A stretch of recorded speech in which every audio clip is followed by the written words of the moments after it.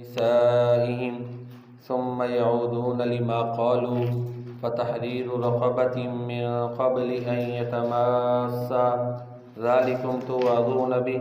الله بما تعملون خبير فمن لم يجد فصيام شهرين متتابعين من قبل أن يتماسا فمن لم يستطع فإطعام 60 مسكينا ذلك لتؤمنوا بالله ورسوله وتلك حدود الله وللكافرين عذاب علیم۔ اور وہ لوگ جو اپنی بیویوں سے زہار کرتے ہیں، یعنی انہیں اپنی ماں کہہ ڈالتے ہیں، پھر وہ اس چیز کی طرف لوٹتے ہیں جو انہوں نے کہی، یعنی وہ رجوع کرنا چاہتے ہیں، تو ایک غلام ایک گردن کو آزاد کرنا ہے اس سے پہلے کہ وہ ایک دوسرے کے لیے حلال ہوں یا ایک دوسرے کو مس کریں۔ یہ وہ چیز ہے جس کی تمہیں باز کی جاتی ہے، اور جو تم عمل کرتے ہو اللہ تعالیٰ اس کی خوب خبر رکھنے والا ہے۔ یہاں پر ایک بات بڑی قابل غور ہے، اسلام کا اگر ہم مزاج دیکھیں تو جو جرمانے کے طور پر جرمانہ کیا جاتا ہے، یوں کہہ لیں جو جرمانہ کیا جاتا ہے، سزا دی جاتی ہے کسی غلطی پر، وہ بھی عبادت کی شکل میں ہے تاکہ اس سے بھی بندگی بڑھے۔ اب غلام کو آزاد کرنا یہ بھی ایک عبادت ہے، آزادی دینا کسی کو، تو لہٰذا اگر کوئی زہار کر لے تو یہ جرم ہے نا، اس نے اپنی حدود کو پھلانگا ہے، اس شخص نے جس کو اللہ نے بیوی بنایا اس کو ماں کہہ رہا ہے کہ حدود سے اس نے تجاوز کیا ہے، اس لیے اس نے وائلیشن کی ہے، رول کو توڑا ہے، اس کی سزا ملنی چاہیے، اس کو سزا مل جائے گی۔ کیا؟ ایک غلام آزاد کرنا ہے، تو پھر اس کے بعد وہ میاں بیوی کا ریلیشن بحال ہو جائے گا، بیوی اس کی رہے گی، طلاق نہیں ہے یہ، لیکن ریلیشن میں ایک یہ بیریئر ہے، ایک رکاوٹ ہے، ایک ہرڈل ہے، یہ جو غلطی اس نے کی خامد نے، وہ اس کے ان دونوں کے درمیان، ان کے ریلیشن کے درمیان ایک رکاوٹ پیدا ہو گئی ہے، اس کو وہ دور کرے، غلام آزاد کرے، تو پھر وہ دونوں کا ریلیشن تعلق بحال ہے۔ اللہ تعالیٰ فرماتے ہیں کہ ذالکم توعظون بھی، اس کی تمہیں واعظ کی جاتی ہے اس بات کی، اور جو تم عمل کرتے ہو اللہ تعالیٰ اس کی خوب خبر رکھنے والا ہے۔ اب اگر وہ غلام آزاد نہیں کر سکتا، وہ شخص جو صلح کرنا چاہتا ہے، اس کے احکام ہیں، جو اپنی بیوی کو ماں کہہ بیٹھتا ہے، یہ بہن یا بیٹی یا بیوی، محرمات میں سے کوئی رشتہ اس کو کہہ دیتا ہے، وہ اس کو بنا لیتا ہے، تو پھر غلام تو ظاہر اب تو ختم ہو چکے ہیں، ایسا کوئی بھی نہیں ہے، تو پھر اسلام نے اور رستے بتائے۔ فمن لم یجد، جو اس کی طاقت نہ رکھے تو پھر فصیام الشہرین متتابعین من قبل ان یتماسا، لگاتار وہ 2 مہینے کے روزے رکھے گا بغیر کسی گیپ کے، جو ہے نا انقطاع کے بغیر، تسلسل کے ساتھ، متتابعین کا لفظ آ گیا، لگاتار۔ اگر اس کی بھی طاقت نہیں کہ وہ بندہ لگاتار روزے نہیں رکھ سکتا، اس کی صحت اجازت نہیں دیتی ہے حالات، تو پھر تیسری آپشن بھی ہے، یہ سیکنڈ آپشن تھی جرمانے کی، تھرڈ آپشن کیا ہے؟ فَمَن لَّمْ يَسْتَطِعْ فَإِطْعَامُ 60 مسکینا،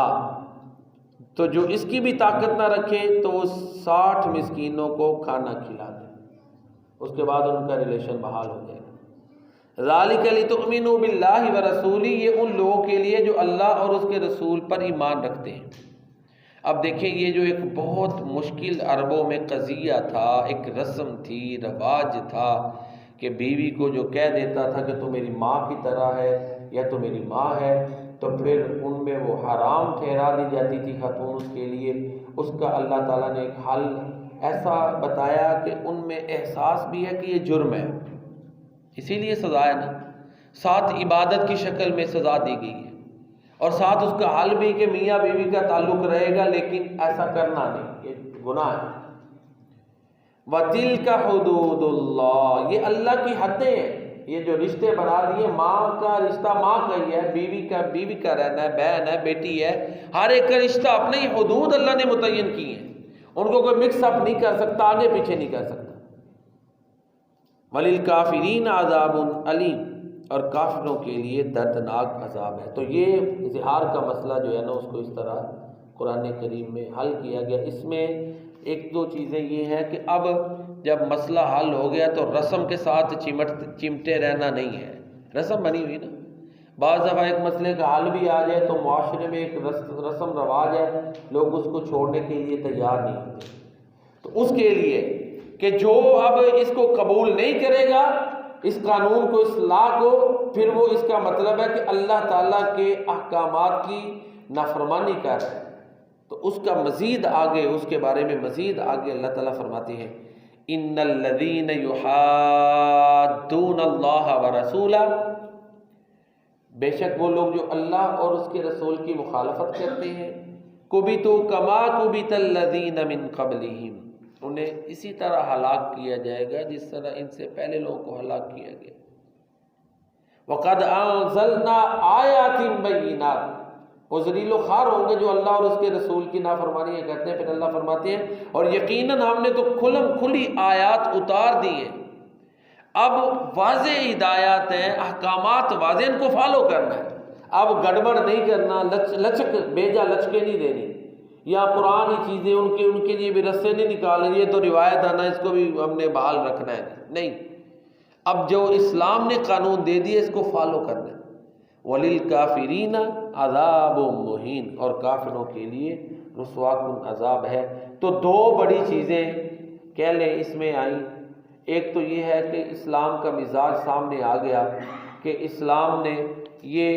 جرمانے کے طور پر بھی عبادات متعین کی ہیں، ٹھیک ہے نا جی، اگر کوئی قسم توڑ دے تو اس کا بھی کیا کفارہ ہے، 3 روزے رکھے، یا غلام آزاد کرے، یا پھر 10 مسکینوں کو کھانا کھلائے، یا ان کو کپڑے لے کے دے، یہ سزا ہے۔ صحابہ قتل کر دے اس کے لیے بھی یہ غلام آزاد کرے۔ اس طرح اسلام نے مختلف جو سزائیں رکھی ہوئی ہیں ان پہ غور کریں، احساس بھی دلانا ہے، ساتھ اللہ کی بندگی میں انسان کو اور آگے لے کے جانا ہے، خالی سزا کے ساتھ صرف اس کو سزا ہی نہیں ہے۔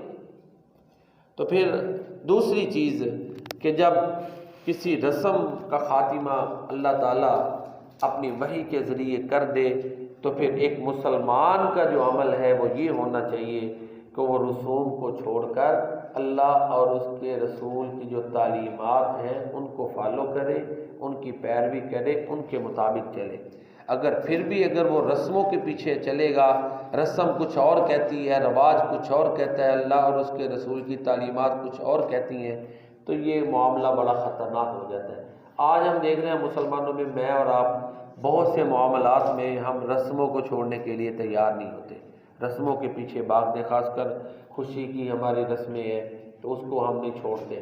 اسی طرح غمی کے موقع پر بھی بہت سی رسمیں ایسی ہیں کہ جو اس لیے کہ جی برادری، معاشرہ، ماحول، بہرحال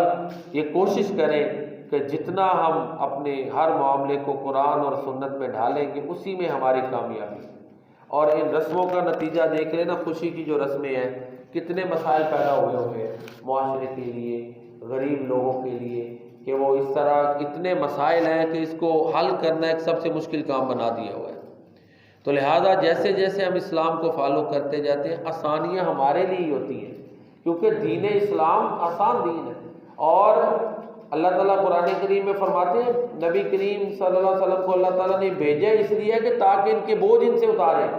وَيَضَعُ عَنْهُمْ إِصْرَهُمْ وَالْأَغْلَالَ الَّتِي كَانَتْ عَلَيْهِمْ، جو انہوں نے رسموں کے طوق گلے میں پہنے ہوئے تھے، جو بوجھل بنے ہوئے تھے، ان کو ختم کریں، بوجھ کو اتاریں۔ نبی کریم صلی اللہ علیہ وسلم کی بعثت کا مقصد یہی ہے۔ اللہ تعالی ہمیں قرآن و سنت کو سمجھ کر ان پر عمل کرنے کی توفیق عطا فرمائے۔